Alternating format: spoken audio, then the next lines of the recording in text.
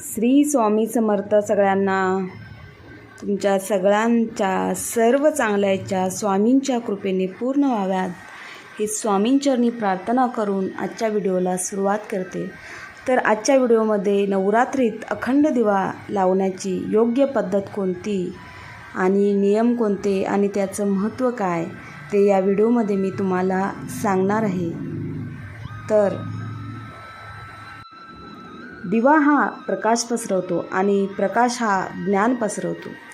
देवाकडून आपल्याला संपूर्ण ज्ञान मिळावं म्हणून आपण देवाजवळ दिवे लावतो. कोणती पूजा असो किंवा कोणतेही समारंभाचे लोकार्पण असो किंवा शुभ कार्याच्या सुरुवातीला दीप प्रज्वलन करण्याची प्रथा आहे. ज्या प्रकारे दिव्याची वात नेहमी उंचावते त्याचप्रमाणे माणूस देखील उंचावत राहो हेच दीप प्रज्वलनाचे मुख्य अर्थ आहे. म्हणून सर्वांचे कल्याण हो अशी इच्छा बाळगणाऱ्या माणसाने दिवा लावताना दीपमंत्र आवर्जून म्हणावा. हिंदू धर्मात कोणतेही शुभ काम करताना दिवा लावतात. सकाळ आणि संध्याकाळ पूजा करताना देखील आपण दिवे लावतो. वास्तुशास्त्रात दिवा ठेवण्याच्या आणि त्याला लावण्यासंबंधी काही नियम सांगितले आहेत. दिव्याची वात कोणत्या दिशेने असावी या संदर्भात वास्तुशास्त्रामध्ये पुरेशी माहिती मिळते. वास्तुशास्त्रात हे देखील सांगितले आहे की दिव्याची वात कोणत्या दिशेला ठेवल्यावर त्याचा काय परिणाम होतो. तर नवरात्रीमध्ये अखंड दिवा का ठेवतात? तर आपल्या हिंदू धर्मात नवरात्रीला खूप महत्त्व आहे. आपण वर्षातून 2 वेळा देवीची उपासना करतो. नवरात्रीत देवी आईला प्रसन्न करण्यासाठी भाविक लोक घटस्थापना, अखंड दिवा, जागरण इत्यादी करतात. नवरात्रीच्या 9 दिवसात आपण घरात घट स्थापना आणि अखंड दिवा लावतो.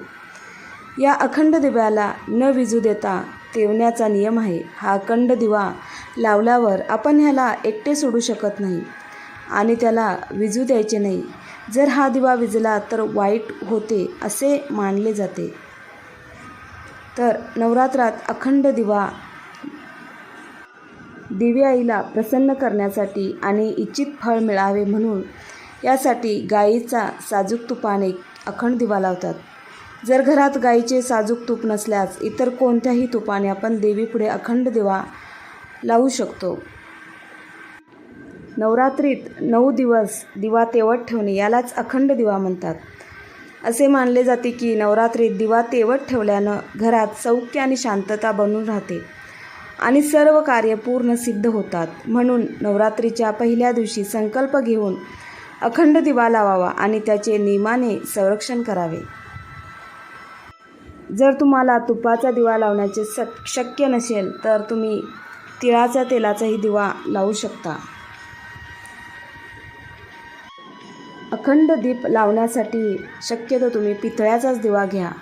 मातीचा दिवाही वापरण्याची पद्धत आहे, पण पितळ्याचा दिवा वापरला तर खूप चांगले.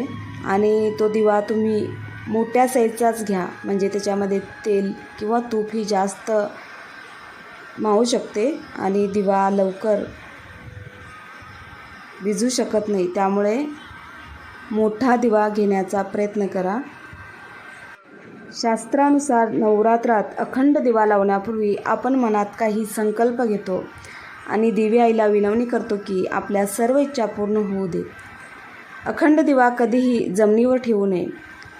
दिवा नेहमी चौरंग किंवा पाटावर ठेवावे, नंतर लावावा. दुर्गा देवीच्या समोर जर आपण जमिनीवर दिवा ठेवत आहात तर त्याचा खाली आधी अष्टदल कमळ ठेवा. हे अष्टदल कमळ आपण गुलाल किंवा रंगीत तांदूळाने काढू शकता. अखंड दिव्याची वात देखील महत्त्वाची आहे. ही वात रक्षासूत्र म्हणजे कलावापासून बनवलेली असते. 1.25 हाताचा मापाचा हा रक्षासूत्र असतो. पूजेत वापरला जाणारा कच्चा कापूस घेऊन वात वळवतात आणि ती वात दिव्याच्या मध्यभागी ठेवतात. अखंड दिवा लावण्यासाठी साजूक तुपाचा वापर करावा. जर आपल्याकडे दिवा लावण्यासाठी तूप नसेल तर आपण तिळाच्या तेलाचा लावू शकता. मोहरीचे तेल शुद्ध असल्यास आपण वापरू शकता. अखंड दिवा देवी आईच्या उजव्या बाजूस ठेवावा, पण जर दिवा तेलाचा असल्यास त्याला डाव्या बाजूला ठेवावं.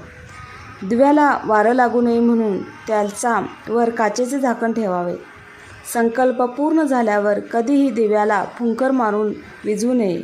दिवा स्वतःच शांत होऊ द्यावा. ईशान्य कोण म्हणजे उत्तर पूर्व दिशा याला देवी देवांचे स्थान मानतात. म्हणून अखंड दिवा पूर्व दक्षिण दिशा म्हणजेच आग्नेय कोणात ठेवणे शुभ असते. लक्षात ठेवा की पूजेच्या वेळी दिव्याचं तोंड पूर्वेकडे किंवा उत्तरेकडे असावे. हा अखंड दिवा तेवण्यापूर्वी हात जोडून श्री गणेशाची, दुर्गादेवीची आणि भगवान शंकराची पूजा करावी. दिवा लावताना मनातल्या मनात आपल्या इच्छेबद्दल विचार करा आणि देवी आईला विनवणी करा की पूजेच्या सांगतासह माझ्या सर्व इच्छा पूर्ण व्हाव्या. अखंड दिवा लावताना एक मंत्र म्हणायचा असतो. तो असा की ओम जयंती मंगला काली भद्रकाली कृपालिनी दुर्गा क्षमा शिवा धात्री स्वाहा स्वदा नमस्तुते. किंवा दीपज्योती परब्रह्मं दीपम ज्योती जनार्दनम दीपो हरति मे पाप संध्या दीप नमस्तुते. दीपो ज्योती परब्रह्म दीपो ज्योती जनार्दनम दीपो हरतु मे पाप संध्या दीप नमस्तुते. शुभं करोति कल्याणम आरोग्यम सुखसंपदा दृष्टबुद्धी विनाशायच दीपम ज्योती नमस्तुते. शुभं करोति कल्याणम आरोग्यम धनसंपदा शत्रुबुद्धी विनाशाय दीपकाय नमस्तुते. तर अखंड दिवा लावण्याचे शुभ नियम कोणते? तर नवरात्रात अखंड दिव्याची वात पूर्व दिशेला ठेवल्यानं आयुष्य वाढतं. दिव्याची वात पश्चिम दिशेने ठेवल्यास दुःख वाढतं. दिव्याची वात उत्तर दिशेस ठेवल्याने धनलाभ होतो आणि दिव्याची वात दक्षिण दिशेला केल्यानं तोटा होतो. हा तोटा माणसाच्या किंवा धनाच्या रूपात देखील संभवतो. कोणत्याही शुभ काम करण्यापूर्वी दिवा लावताना या मंत्राचा जप केल्याने त्वरित यश प्राप्ती होते. त्यामुळे दीप लावताना नेहमी मंत्र म्हणावा. वरती मी सांगितलेला आहे तो मंत्र तुम्ही त्या दिवशी घटस्थापने दिवशी तुम्ही दीपपूजन करताय त्या दिवशी तो मंत्र नक्की म्हणा. आणि प्रथम तुम्ही दिव्याची पूजा करा. दिव्याला हळदी कुंकू लावा. अष्टदल खाली काढून घ्या. त्याच्यानंतर त्याच्यावर दिवा ठेवा आणि दिव्याला हळद कुंकू लावून फुलं वगैरे वाहून त्याच्यानंतर मग दीप प्रज्वलित करून गणपतीची पूजा करा. नंतर दुर्गा मातेची आणि भगवान शंकरांची नामस्मरण करा आणि दिव्यासमोर तुमचा संकल्प मनात जी काही इच्छा असेल ती दिव्याला तुम्ही सांगू शकता. आणि 9 दिवस दिवा विझणार नाही याची तुम्ही काळजी घ्यायची. आणि त्याच्यामध्ये दिव्यामध्ये काजळी धरू नये म्हणून तुम्ही तेलामध्ये किंवा तुपामध्ये दिव्यामध्ये कापूर टाकू शकता. त्यामुळे दिव्याला काजळी धरू शकत नाही आणि दिवा 9 दिवस तसाच तेवत राहील. तर नवरात्रीत दीप लावल्यानंतर आपल्याला काय फायदे होतात ते सांगणार आहे बघा मी. तर अखंड दिव्याची उष्णता दिव्यापासून सुमारे 4 बोट जाणवली पाहिजेत.